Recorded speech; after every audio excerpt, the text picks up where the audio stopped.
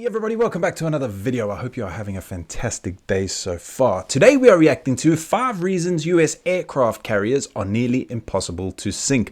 And I'm not ashamed to admit that I've become totally obsessed with these aircraft carriers lately. I never gave them much thought before until I did a couple of reactions to them, and they've totally blown my mind. Just the engineering, the size, and just how awesome they are, and the important role they play in not only just the Navy, but to everything really. They are such awesome things. So I'm really looking forward to seeing this video. But before we do, if you haven't done so already, please make sure you hit the subscribe button. And if you're feeling extra frisky, you may as well give the video a like as well. We do have a family channel now, and we will be going live on Friday, the 5th of January. If you guys would like to stop by and check us out, that'll be awesome. Have a chat with us.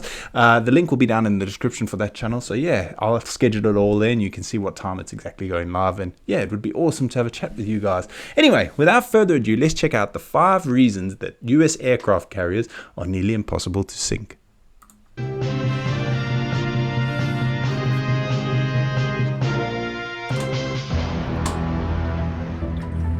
Large-deck, nuclear-powered aircraft carriers are the signature expression of American military power. No other combat system available to US warfighters comes close to delivering so much offensive punch for months at a time without requiring land bases near the action. As a result, the 10 carriers in the current fleet are in continuous demand from regional commanders, so much so that extended overseas combat tours are becoming the norm. Oh, there's that sound. I love that sound so much. Someone was saying they're going to make me a ringtone. I love it. Combat tours are becoming the norm. Ooh. The bottom line on aircraft carrier survivability is that only a handful of countries can credibly pose a threat to America's most valuable warships, and short of using nuclear weapons, none of those is likely to sink one. Oh wow. The vulnerability issue is harder to address because putting 5,000 sailors and 6 dozen high-performance aircraft on a $10 billion warship creates what military experts refer to as a very lucrative target.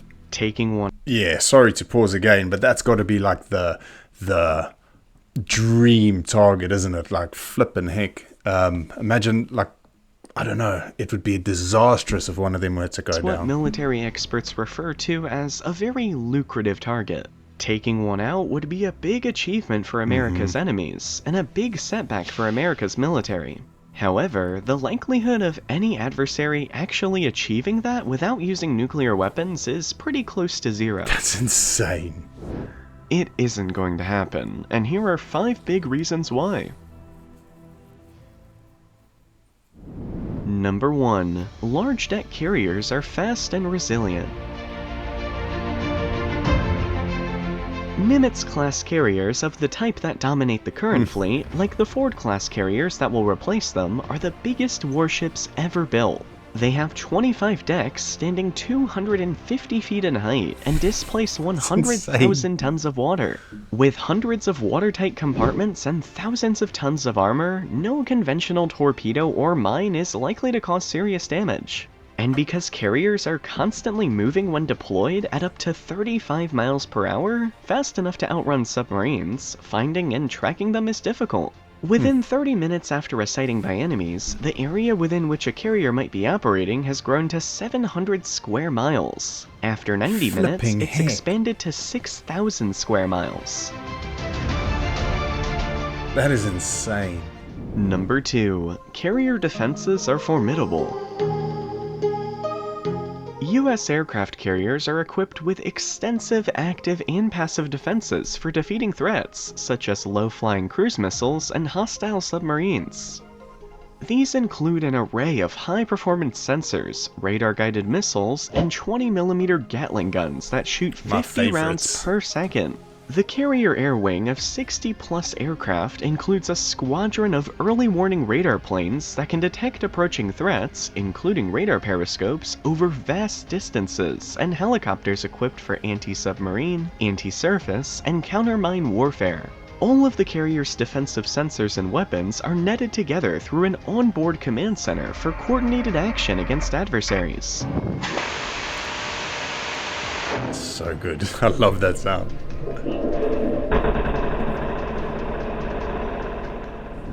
Number 3. Carriers do not operate alone. I was gonna say, you can't, like, look at this, look what's going with it. You've got to be nuts to even try and take one of them on, because you are in for a terrible day if you do. Look at what's like the support. It's like the bully on the schoolyard with all his Carriers mates. typically deploy as part of a carrier strike group that includes multiple guided missile warships equipped with the Aegis combat system. Aegis is the most advanced air and missile defense system in the world, capable of defeating every potential overhead threat, including ballistic missiles. It's linked to other offensive and defensive systems on board US surface combatants that can defeat submarines, surface ships, and floating mines, or attack enemy sensors needed to guide attacking missiles. In combination with the carrier air wing, these warships can quickly degrade enemy systems used to attack the strike group. Carrier strike groups often include one or more stealthy attack subs capable of defeating undersea and surface threats.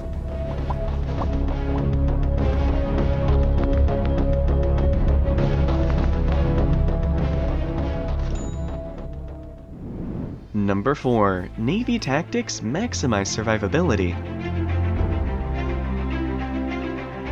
Although US aircraft carriers are protected by the most potent multi-layered defensive shield ever conceived, they do not take chances when deployed near potential adversaries.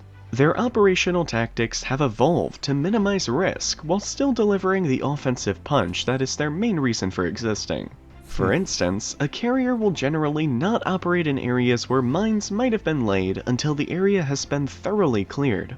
It will tend to stay in the open ocean rather than entering confined areas where approaching threats are hard to sort out from other local traffic. It will keep moving to complicate the targeting challenge for enemies. It will also use links to other joint assets from the seabed to low Earth orbit to achieve detailed situational awareness. He may as well have been speaking a completely foreign language to me then, because I didn't understand what he was on about. Like, all the stuff he's naming is like so advanced. So badass.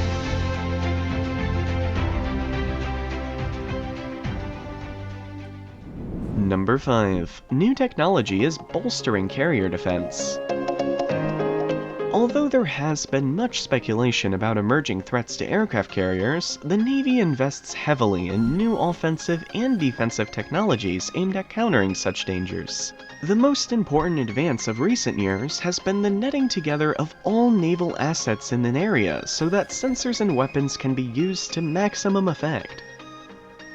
Initiatives like the Naval Integrated Fire Control Counter-Air Program link together every available combat system in a seamless, fast-reacting defensive screen that few adversaries can penetrate. Numerous other advances are being introduced, from the penetrating recon capabilities of stealthy fighters to shipboard jamming systems to advanced obscurants that confuse the guidance systems of homing missiles.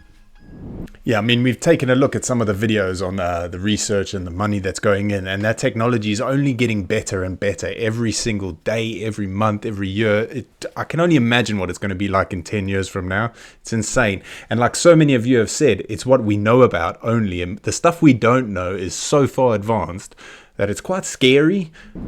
In like a comforting way, if that makes sense. Although the Navy has changed its tactics to deal with the proliferation of fast anti-ship missiles and the growing military power of China in the Western Pacific, large-deck aircraft carriers remain among the most secure and useful combat systems in America's arsenal. With the unlimited range and flexibility afforded by nuclear propulsion, there are few places they can't go to enforce US interests. And at the rate the Navy is investing in new warfighting technologies, that's likely to remain true for many decades to come. Oh, what happened to the sound?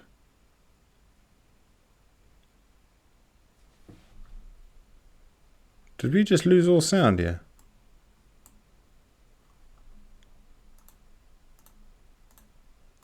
What the heck? The video lost sound. What was that all about? Although the Navy has changed its tactics to deal with... That sucked. How can it lose all sound like that? That's likely to remain true for many decades to come. The end. What an abrupt ending. That sucked. Sorry about that. I didn't realize the video ended like that, to be honest with you. There's more video. I'll leave it playing of just footage of little speedboats, and I'm quite gutted the way that ended. What the heck? I was expecting some more. Oh well, anyway, thank you so much for watching, guys. I hope you have an amazing rest of your day. And yeah, I'm gutted that ended like that. What the flippin' heck? Anyway, thank you so much for watching. Have an amazing rest of your day, and I will see you in the next video. Peace.